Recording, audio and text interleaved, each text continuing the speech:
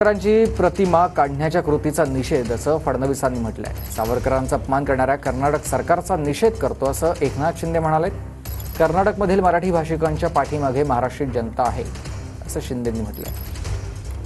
कर्नाटकचे मंत्री प्रियांक खरगे यांनी नुकतीच घोषणा केली आहे की आम्ही बेळगावच्या विधानसभेतनं स्वातंत्र्यवीर सावरकरांची प्रतिमा काढून टाकू। या देशाचा मानबिंदू असलेले स्वातंत्र्यवीर सावरकर आणि माय मराठीची सेवा करणारे स्वातंत्र्यवीर सावरकर यांचा फोटो काढून टाकण्याची जी कृती आहे, या कृतीचा देखील या ठिकाणी आम्ही निषेध करतो।